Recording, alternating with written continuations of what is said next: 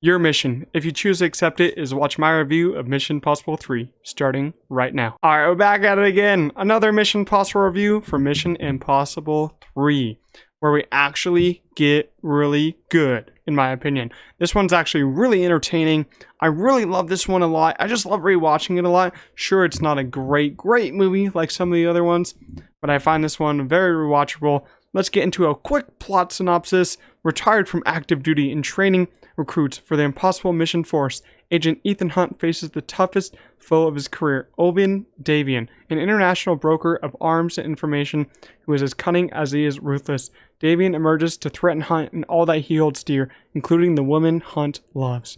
Alright, so this Mission Impossible film introduces Tom Cruise's Ethan Hunt's love interest and kind of like his wife, Michelle Monaghan. Michelle Monaghan is really good in this movie, I'd say. She has a lot of scenes in this movie. She was in it for far more than I expected when I watched this for the first time. And I keep kind of thinking about this movie and how it does the romance so much better than Mission Impossible 2. And Michelle Monaghan and Tom Cruise actually have great chemistry, and they look like they would actually be a couple, other than the couple in Mission Impossible 2. Let's just say that. And another cast members on this, Philip Seymour Hoffman, rest in peace to him. He was brilliant, and he was a master of his craft. But he is one of the best villains of this franchise. He literally brought it all to this movie. He did to this movie what he did for Hunger Games, which is just bring some really great charisma in acting to a franchise that really did need it. Because every scene that he's in, it's just chef's kiss. So good. I love every scene that he's in. And, you know, I feel like this movie really changed directions than the first one and the second one. And that's because J.J. Abrams directed it. This one feels kind of like a sci-fi film rather than an adventure film because J.J. Abrams also did Star Trek. Because I kind of got the Star Trek feel with this.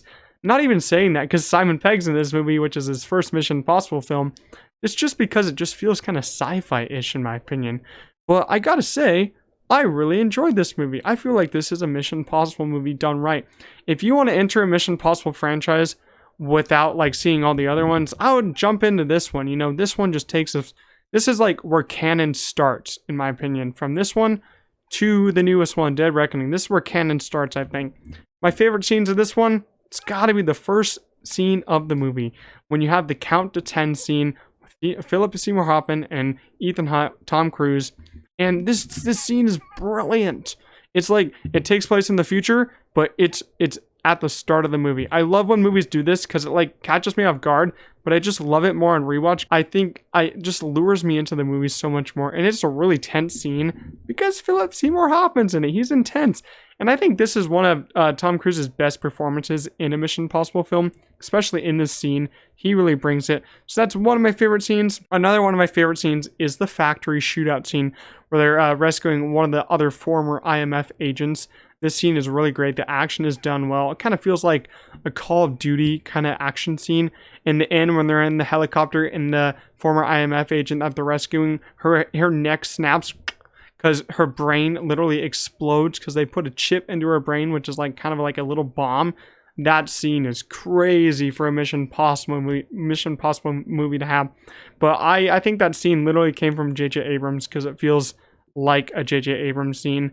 And another favorite scene of mine is the final fight. The final fight is just awesome when he's fighting Philip Seymour Hoffman and he pushes him into a car. Oh, what? That was so crazy. No one saw that coming. And then when Tom Cruise, Ethan Hunt, has the little chip in his head, which is the bomb, and Michelle Monaghan has to basically electrocute him to kill him, then bring him back. That's so good. So smart. And kind of with this scene is Tom Cruise infamous running scene, running through China. It's a very long take, and I really enjoyed that take of it. And I just find this movie to be so smart. I think it's great, but it's not as great as some of the other ones, but I still find this movie to be really awesome.